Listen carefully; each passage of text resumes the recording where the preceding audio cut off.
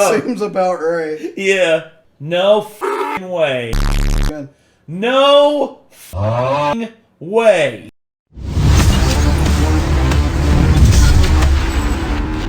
I don't really know what's going to happen, but I do know that this is probably going to end with some wibbly wobbly, timey wimey stuff. Either that, or it's going to end with Rick just belching endlessly into the void of the infinite, and the Doctor basically just being like, him hearing or looking into the void and then hearing the burp and being like, "The hell was that?" It's like, did the void just belch? I think it did. Huh. Odd. I think my prediction for this is the only thing that may give Doctor Who an advantage is the fact that the Doctor has been around for much longer than Rick. Yes. Therefore, there are more situations to take into account for possible abilities and trump cards the Doctor may have at his disposal. That's true. But at the same time, I don't really think time travel beats interdimensional travel. Yeah, well, the thing is, the Doctor has done interdimensional travel and has done, like, multiples of himself. Well, it's not really what he's known for. But no, it's mostly just, well, TARDIS, time and relative...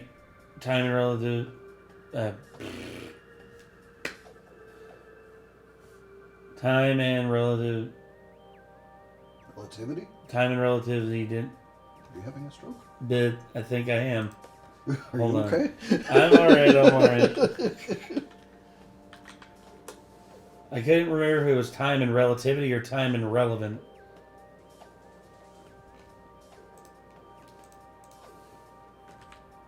Hold on.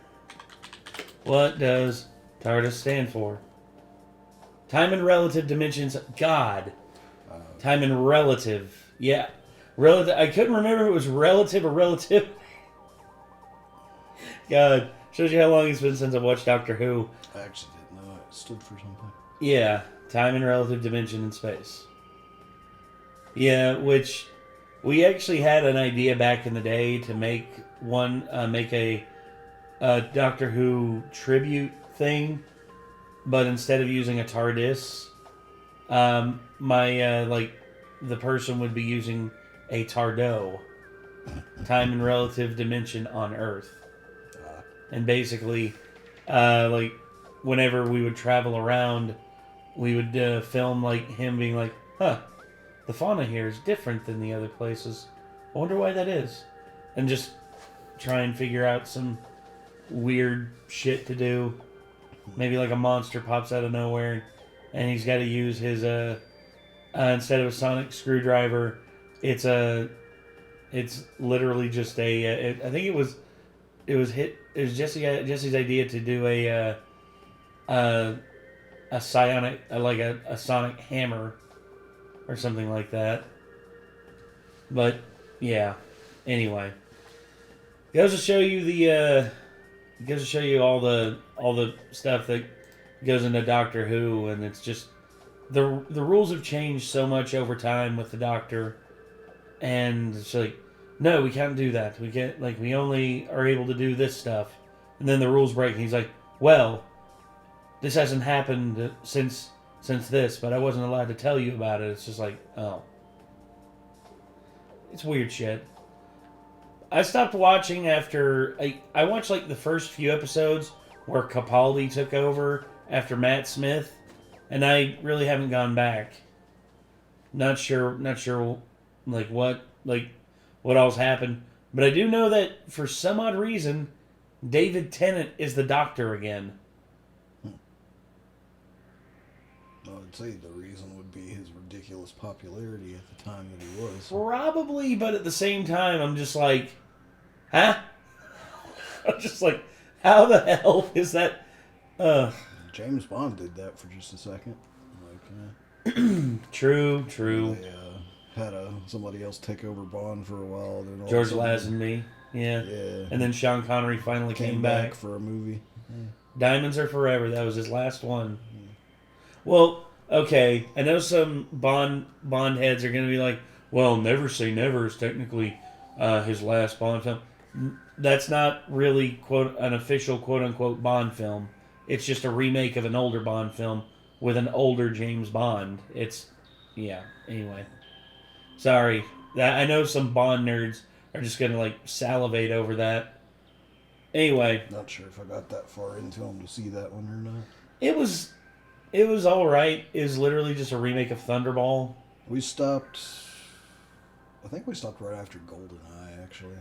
GoldenEye is a good I one. was watching it with my buddy Andrew, and we watched everything from the beginning up until GoldenEye. Then you would have probably seen Never Say Never. Did we? Okay. Probably because it was 1983. Oh yeah, I guess we did then. I would say for me, the best modern Bond film is probably Casino Royale. I mean, just the pacing. I saw. Was that the second or the first one in the new stuff? First one with Daniel Craig. Okay, so I believe I saw that in theaters, but I don't remember anything I did. about it. I did. I saw it in theaters. Because that was like the first Bond film I actually watched. And it was whenever it released in theaters.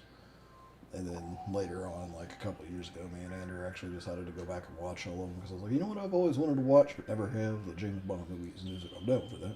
Yeah. So. I'll say this. The Sean Connery ones are like really good at being serious, but with a little tongue-in-cheek funniness.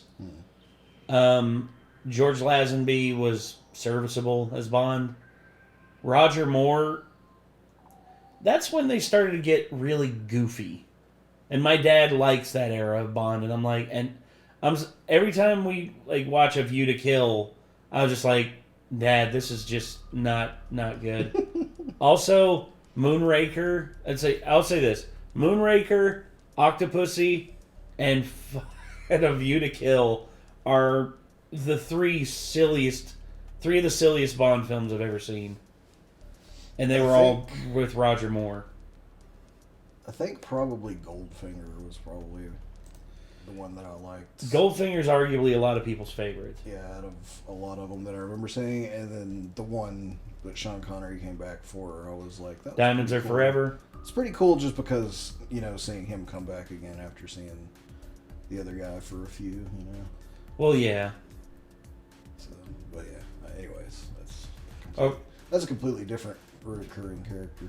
yeah, which we saw kill John Wick in a previous video, which, it is what it is. Yeah, I'm not saying that I think Rick's going to win just because I'm a Rick and Morty fanboy or anything. Like, Rick and Morty's really funny. I like both. I just don't know a lot about Doctor Who because I've never really got to watch more than 2 episodes of Doctor Who. Here's what I'll say. The early stuff is dry. Super dry. Especially nowadays, considering everything. I would recommend watching, like, Christopher Eccleston and On, like, the 9th Doctor, when the show got rebooted, and On, because for the most part, they carry things on really well, and you don't have to know everything that happened before. But there's a lot of stuff that happened before that was really good. For instance, the 4th Doctor, who a lot of people have as their favorite, and his really long, really ridiculously colored scarf. Jesus. But, yeah.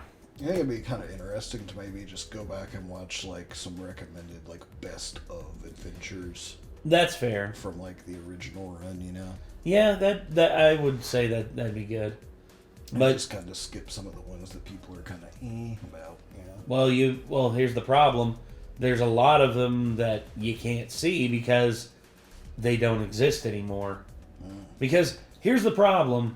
Well, I know they were re-releasing all kinds of old ones like crazy when I worked at FYE. Oh yeah, because here's the thing. A lot of the original episodes of Doctor Who were missing for so long because of control over the original master tapes, and a lot of the original master tapes got destroyed by accident, and basically everyone just forgot about it because Doctor Who had waned in popularity. And oh, no one's going to want to watch that again. And then lo and behold, I think it was 2008, 2009. All of a sudden, this Nigerian TV station was clearing out their archives, and they're like, Doctor Who? Huh. Interesting. And they put it aside, and then they called up the BBC and be like, hey, we have these old tapes here of Doctor Who.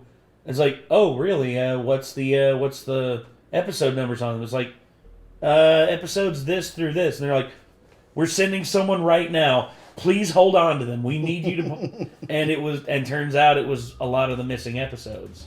So yeah, a lot of people were very happy about that. Yeah.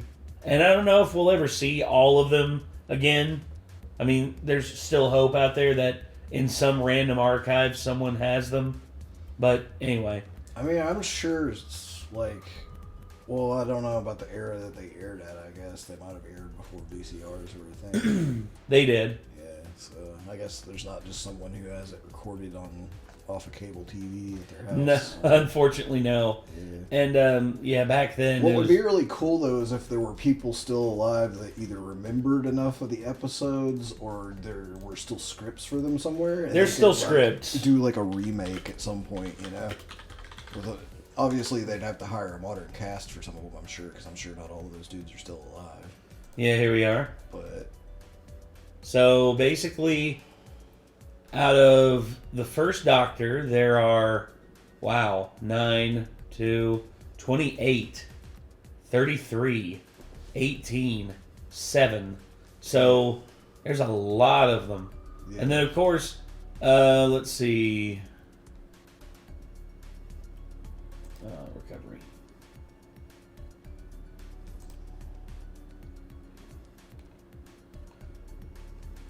There they are. Nigeria. A lot of them were found and like rediscovered and recovered. Yeah. It's pretty cool, dude. It's pretty interesting to know that a lot of that stuff is just gone and now it's like an Easter egg hunt to see who can find the missing episodes. Yeah, I never really knew that about it. It's pretty interesting. Anyway, this is Rick Sanchez versus the Doctor. Rick and Morty versus Doctor Who. Death battle. Here we go. I meant to remind you to do that, and I forgot. We were too caught up in conversation. Rick Sanchez, the Doctor. These brilliant geniuses dominate the cosmos, but who would win an all-out brawl? He's Wiz and I'm Boomstick. And it's our job to analyze their weapons, armor, and skills to find out who would win a death battle. Everything about Morty Smith's life was perfectly average. Average house, average family, average school. Maybe slightly below average intelligence. But everything changed the day his grandpa Rick came home. Yeah, in style. Because Rick Sanchez is anything but average. Rick is easily the smartest man in the universe, and its most dangerous criminal. He spent years on the run from the Galactic Federation, going on adventures across the multiverse. Who cares about the emotional trauma from abandoning his daughter, right? And then he took her son and put him in life-threatening danger. Bye! Thus formed the greatest duo of the generation, Rick and Morty. Yeah, mostly Rick. Morty's the cannon fodder who smuggles grapefruit-sized seeds up his ass. And that's just the first episode. Rick is an unparalleled inventor, always ready to face even the squanchiest of alien foes. He's got your usuals. Laser Yeah, that was guns, visibility Hagrid. belt, shrink ray, cyborg implants, the works. As well as some weirder things, like a Mr. Meeseeks box, which can summon an infinite number of irritating temporary life forms that will work tirelessly to this. That guy over there, he wrote me into this. And then the oldest me, he's like, I've been here since the beginning. And all the, you shut your mouth, old man. accomplish a given task. Or a series of android decoys that are so perfectly created, they don't even realize they're decoys. Which leads them to create decoys that create decoys, and so on. Infinite. Yeah, the infinite just recreation. Gadgets can erase your memories, manipulate and travel through time, and even make a surface true level. As in, perfectly flat, something normally mathematically impossible. So beautiful that experiencing it for only a moment before returning to non-Euclidean... Lamps of the Cosmic Slaughter! I love that part. space can emotionally scar you for life. He can even inject you with his own genetic info and instantly chest burst a clone of himself from inside you, like a pasty alcoholic xenomorph. Rick and Morty I like travel that analogy. the universe in the space cruiser.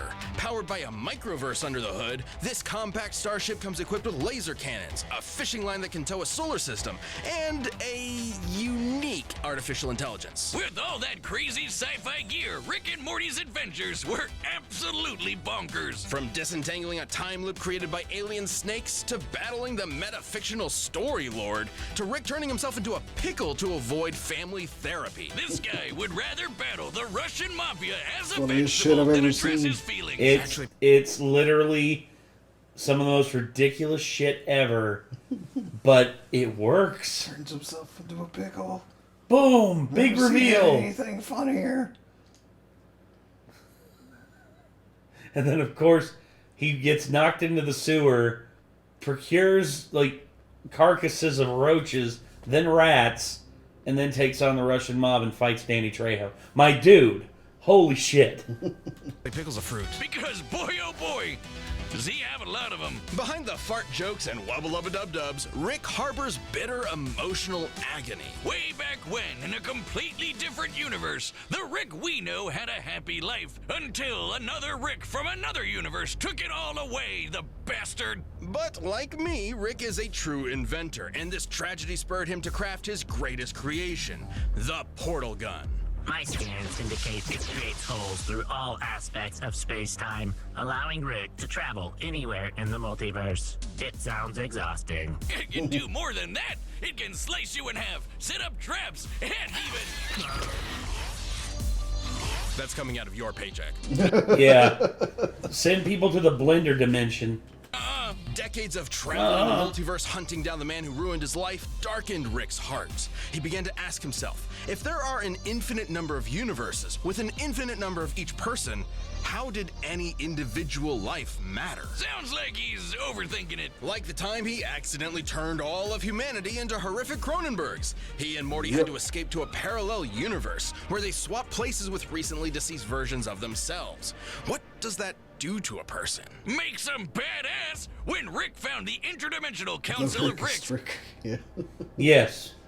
he kicked their teeth in. Like they say, he's the Rickest Rick of them all. That he is. Just touching the hem of his coat can activate his energy shield or even induce instant death. Yes, instant. No, it isn't explained why. Though considering this reaction, it's likely a chemical released through the coat's lining. Rickest Rick, Wiz. He's dodged an orbital space laser from just a few feet away. He's so smart, he figured out he's in a TV show. Yep, really. Perhaps most mysterious is Yes. Operation Phoenix, a series of clone bodies that his consciousness can be uploaded to upon his death. Despite eventually taking it offline, his mind is still connected to every other Operation Phoenix across the multiverse. Giving him an infinite number of extra lives, even if some of them are shrimps and fascists. That's Nazi kind of the shrimps. reason why I don't feel like there's any way for the Doctor to actually beat Rick in a death battle, because, I mean, you kill one Rick, another Rick's going to show up to take his place, know what I mean? Yes.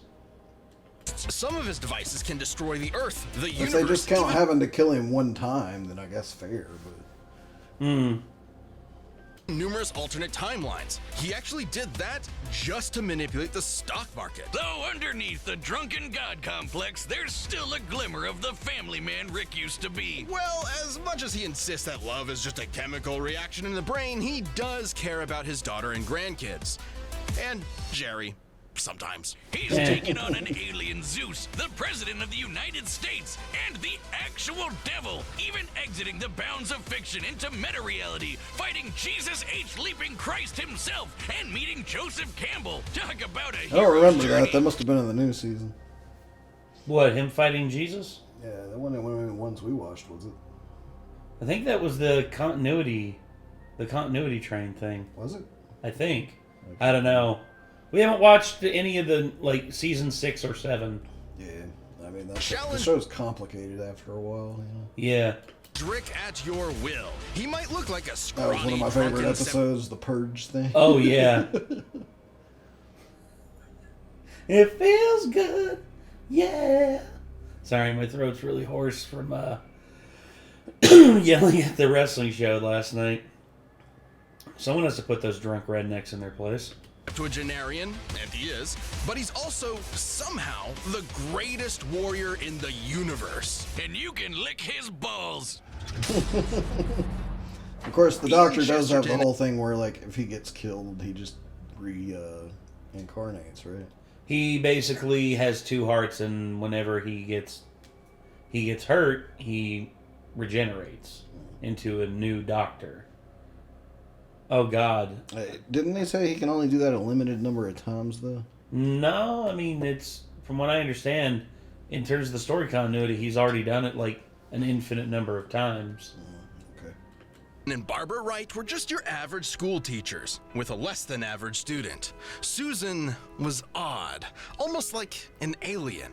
And when they met her grandfather and his police box, they found out why. They were aliens, and that police box was the TARDIS, a 2-in-1 spaceship and time machine. Thus, they were whisked away into the stars, kicking off over half a century of timey-wimey adventures with a revolving cast of companions, like Sarah Jane Smith, Rose Tyler, the Brigadier, Amy Pond, and so many more.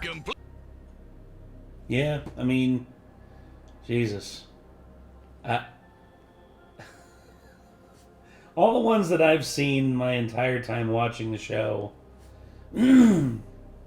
God, I'm amazed at how many companions he's had. Complete with the cheesiest special effects you've ever seen. This madman with a box had a name he would never tell, and a history he would always run from.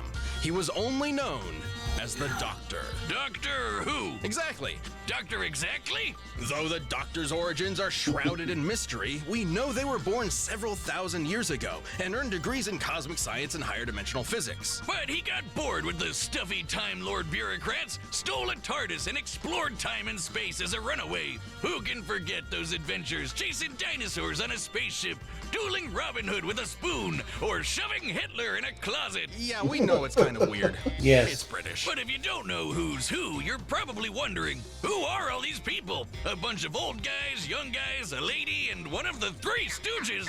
What? The Doctor is a Time Lord from the planet Gallifrey. Time Lords may look human, but couldn't be more different. Not only do they have two hearts, they literally experience time differently. They can see past, present, and future all at once. They can resist temporal phenomena such as time stops and can tamper with fixed points in time. They're effectively acausal beings. This makes them super hard to predict and nearly impossible to erase from any timeline. They can even breach the bounds of space and talk directly to you. Yes, you at home. Hello. Damn it, Baker. Didn't know that. Time Lords are practically walking Deus Ex Machinas. In fact, a lot of them would be proud to be called that. Yeah, the Doc ran away for a reason. Time Lords are a bit dodgy. The Doctor has hypnotized with a glance, resisted mind control, survived deadly radiation, and even learned transmigration. As in, the ability to summon an object out of thin air. Sounds crazy, but it's apparently standard fare for Time Lord Academy. But the reason why there are so many doctors is that Time Lords have a funny way of cheating death. Upon receiving a fatal wound, the Doctor undergoes regeneration, gaining a new, healthy body. It's way more than that. While reloading, the Doctor has regrown lost limbs, become strong enough to knock down steel doors, and even weaponized his own time energy. Downside being, if a Time Lord dies during regeneration, that ends the process permanently. See, I think Rick's going to have a pretty easy time dealing with that. In that Yeah, case.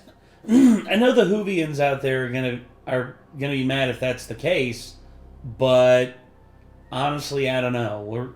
I don't know how it's gonna play out, but we'll see. See, I feel like Rick's the kind of character that's like the Doctor would like punch him or something, touch his coat, and then he would just be like, ugh, and he would start regenerating, and Rick would just be like, ugh, and just walk away, you know? Yeah. And then Morty was like, Rick, why did you shoot that guy? Wasn't a guy, Morty. He was a Gallifreyan. It's like, What's a gal? Time Lords, Morty. Time Lords. Don't worry about it. It's a shitty old series that are way too many episodes of. You can't even find all of them to keep up with it. Whoa, okay, no. Stop. That's Rick. That's Rick. That's I know not that's me. Rick. That's not me. That's I was Rick. going to say. That's not my wait a opinion. second. I'm just doing a Rick Wait impression. a second, brother. I'm just doing a Rick impression. I get you. Okay, I get you. Please don't kill me, 14 Doctor Who versions of the fans. Doctor. I think your show seems pretty cool. Hoovians, they like to call themselves. I think your show seems pretty cool. Don't kill me. Plus a few extras mixed in here and Hey, there. John Hurt. Now, by the time you're watching this, you've probably seen the 15th. Or the 16th. The experiences each doctor gains changes and affects the God, imagine Christopher Walken as a doctor.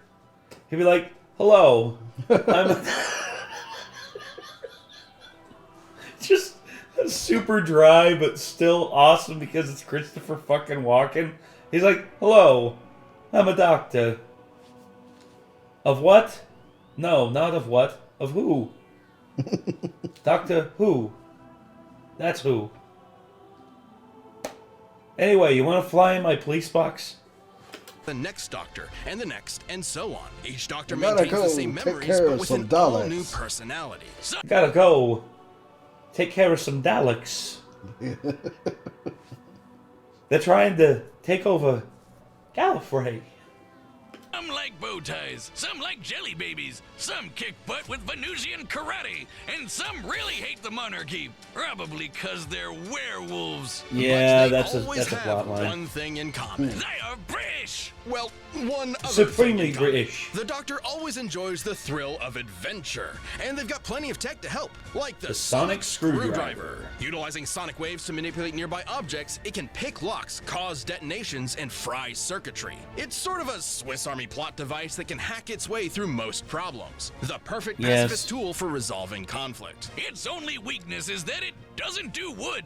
Or turkey. Though considering it can destroy machines, disrupt molecules, and even erase memories, I'll take it. The Doctor doesn't often carry weapons. There's an invisibility watch, a time travel ring, psychic paper that tricks basically everyone, and perception filters that prevents others from noticing certain things, even people. But the Doc does reluctantly have a few weapons stored away, like the dematerialization gun. It might look slapped together with Hobby Lobby pipes, but the DMAT can literally erase you from time. As in, it causes you to have never existed in the first place. Damn. But if you never existed, then the gun would have never needed to fire, which means you weren't wiped from existence, which means the gun would need to fire, It's a which means paradoxical Bye. gun. Knew it. Did you say something? That's not the only time erasing tool in the Doctor's box. But we gotta talk about, you know, the box. Shabby blue police box on the outside. Incredible time machine that's bigger on the inside. This is the TARDIS. The time and relative dimension in space is a sentient ship that travels space and time with ease. It's strong enough to tow planets, powerful enough to stop antimatter from destroying the universe, and tough enough to tank lightning from Zeus. Yes, the god Zeus. Damn. It can even Sounds adjust like the its TARDIS is interior more to an impressive than the infinite Doctor. degree, both in terms of space and time. So, if the TARDIS doesn't like you, you Well, the TARDIS is a living being, so yeah. might get lost inside it forever. Don't piss off the TARDIS. Or any of the Doctor's enemies. Some of the universe's deadliest monsters. Cybermen, Zygons, Weeping Angels. And the Slitheen, the big chunky aliens that took over 10 Downing Street Those are and evil. couldn't stop farting. Even when the Doctor prefers... They were more comedic villains. Yeah, I was gonna say they look really goofy. They were. You know, the There's Weeping not to Angels resort to- are, in my opinion, like one of the coolest things I've seen. From Yes. Yes. The Weeping Angels, the Daleks, the Master. Yeah, there's a lot of, like, really, really, like, awesome villains that he's fought. Of fisticuffs, he's tough enough to survive bolts of lightning that vaporize an ordinary human. He's even dodged half a dozen disintegration rays, while also improvising several thousand calculations in a matter of nanoseconds. Yeah, the Doctor's super smart. So smart his brain once powered a 1,000-year-old supercomputer. The Doctor's outwitted cosmic entities like the Great Intelligence, the Time Lord Nemesis, the Master, and apparently the original Satan, who isn't even the most Damn. frightening alien in the multiverse, because that would be The the, Daleks. All right, bear with me here. They may look like trash cans with plungers, but they can exterminate anything that gets in their way. You want to know how you know that? Because of their undying devotion to saying, "Exterminate! Exterminate!" Yep. In all of space and time, like when they battled the Time Lords to extinction in the last great Time War. A war that showed a darker side to the Doctor. Thrust into a conflict that put all of reality at risk, the Doctor became a warrior, a soldier, a killer. A side of him that had The always War been Doctor. there, hiding just under that cheeky grin. Finally, in a single moment, the Doctor pressed a big red button to end the war and all of Gallifrey once and for all. As much as he didn't like the Time Lords, the Doctor cares for life above all things. So genociding his own people was the worst thing that could possibly happen. As the last of the Time Lords, the Doctor proved to be the most dangerous person in the universe. Isolation threatened to turn him into the very type of Time Lord he despised, a master who controls the laws of time, the Time Lord victorious. And God help your immortal soul if you piss him off. If he's desperate or if you threaten his friends, you won't be prepared for how far he'll go.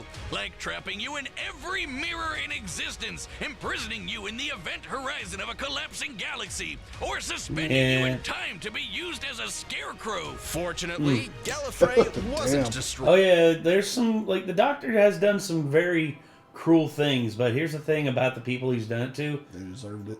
Big time. It turns out the Doctor, all of the Doctors, saved the Time Lords, but just forgot about it until time could catch up to them. It's complicated. Still, even Yeah, Gallifrey stands. their biggest L turned out to But be the problem is they don't know where Gallifrey is now. Because they moved Gallifrey. a dub in disguise. That's how you know you're fantastic. But a Doctor's job is never finished. Without witness, without reward, you'll never know when they'll show up to save the day. But if you happen to be up against the Doctor, there's really only one thing you can do. Run. This video is sponsored.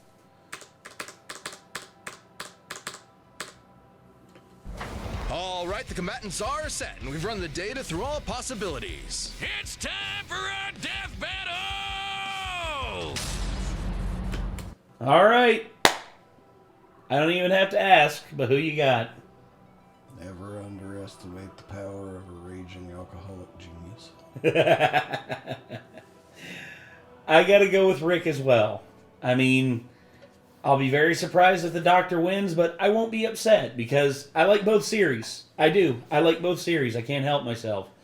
I'm not as much of a diehard Whovian as I used to be, but I still enjoy Doctor Who for what it is, and Rick and Morty.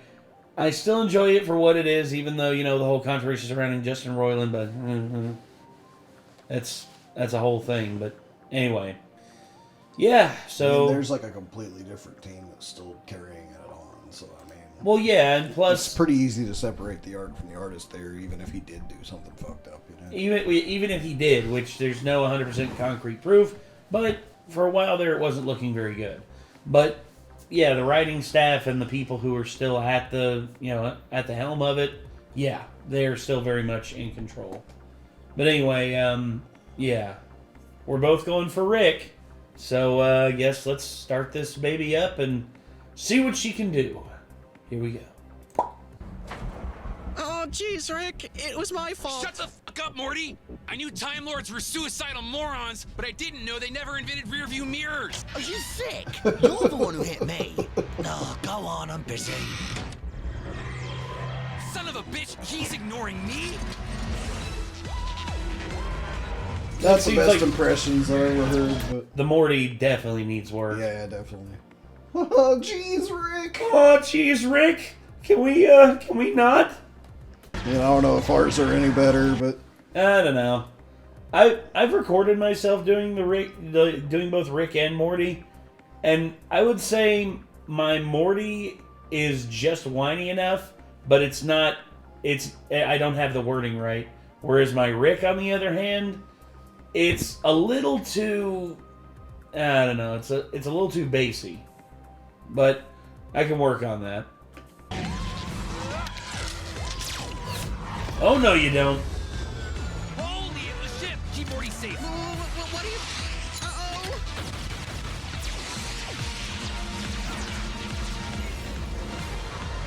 Uh-oh. Uh oh. no, no, no, no, no, no! Oh, what did they do to you? Yes!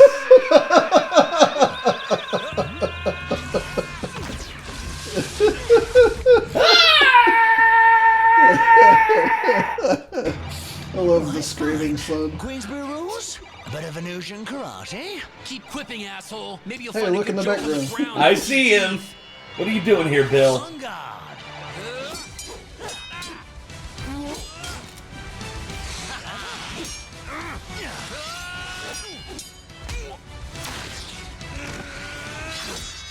Oh, this place looks fun. Do they have a little shop? I like little shops. Blips and chits! Oh God, where's Roy?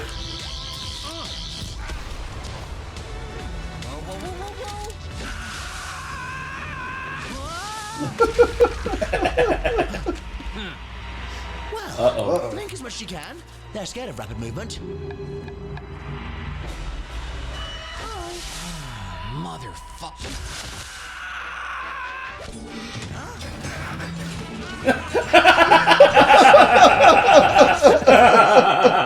Oh God. That seems about right. Yeah. Right when you think you're done with one Rick, the other Rick show up and just be like, "You think you're tough, motherfucker? You think you're tough? Here, we're gonna break your fucking TARDIS, bitch." Pretty much.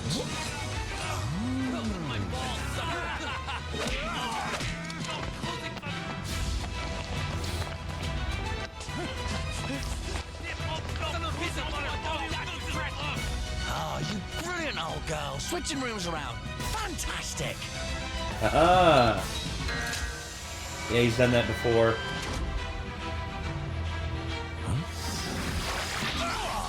Uh-oh. It's fun to be the class clown till you get shot. Now hurry up. I got a grandson waiting on me. He won't die an idiot like you. I know your type. The nihilist know-it-all. But through all this wibbly-wobbly, timey-wimey rubbish, there's one thing you never quite understood. I'm the doctor, and I don't want to go. Uh-oh.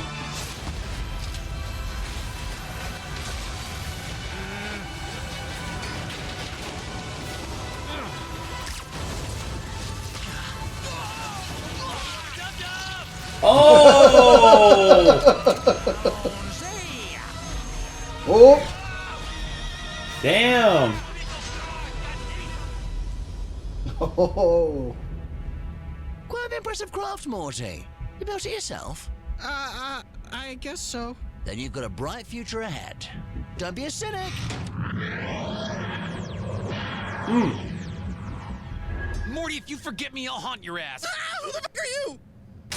Oh, live by the portal, die by the portal. Let's break this down. First off, Rick and the Doctor could both dodge lasers, making them pretty even, so neither could reliably win a quick draw. Also, neither have shown any consistent signs of strength all that different from an above-average human. The Doctor could get a superhuman strength boost during regeneration, but that is fairly incidental. So as far as physical ability is concerned, neither had a significant edge. But when it comes to weapons, Rick had way more deadly killing machines, a lot of which could wipe out whole planets, galaxies, and more. If he could get the jump on the Doctor, he'd have a good chance of winning. Of course, their similar speeds meant he probably wasn't getting that opportunity. There's no denying his firepower was superior overall, but that still had to contend with the Doctor's technology. Yeah, despite all of Rick's crazy inventions, most of which could kill a normal person instantly, the Doctor matched or countered pretty much all of it. Being a Time Lord meant he could resist any time-warping trickery Rick threw at him, and the sonic screwdriver could hack and even destroy nearly everything Rick had. The Sonic has even disabled teleportation and time travel technology before, making it more than capable of hijacking Rick's portal gun, which has been hacked in the past. With that gun, Rick was kind of a sitting duck. Operation Phoenix makes killing Rick permanently almost impossible, but the Doctor's reality-altering tech like the DMAT meant there would be no Rick left to upload to a new body at all, effectively ending the fight in a single shot. And that was hardly the only reality-warping super weapon the Doctor had access to. The Doctor's technology presented a clear advantage. Now let's talk ships. This one's pretty clear-cut. The space cruiser was a deadly machine that towed a solar system, but the TARDIS single-handedly held off a universe-destroying event. That's an edge for the Doctor. But perhaps most important of all was their experience and intelligence. Rick mastered space and time to the point of becoming a veritable god. But you could say the same for the Doctor, who is way older. It's kind of like the Doctor has been Rickin' for many times longer than Rick himself. And when push comes to shove, the Doctor is just as experienced of a warrior as Rick ever was, if not more so. 11 spent 900 years battling Daleks, Cybermen, Sontarans, and more on Trenzalore and came out on top. And don't forget how quickly the Doctor can formulate, calculate, and initiate plans. Like when he dodged half a dozen rays and improvised thousands of calculations in his head to siphon the ray's energy into a teleporter, all in a matter of nanoseconds. Rick usually relies on being the smartest guy in the room. When he's forced to battle people at his own level, he's often outsmarted, like with the Prime Rick or, gasp, a Morty. Rick was a formidable genius, but the Doctor's incredible technology, unmatched intelligence, and thousands of years of experience gave him the win. Ah, geez. I bet Rick was absolutely mortified to lose. The winner is the Doctor. Well, So do me a favor real quick. Go back to after he got rid of Rick and he was talking to Morty on the side of the TARDIS.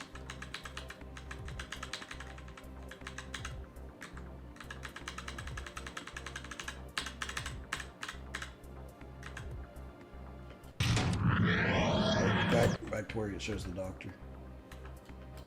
They didn't change the way he looked after he regenerated, did they? well, that's the thing. Necessarily, Or did they? Go back a little more.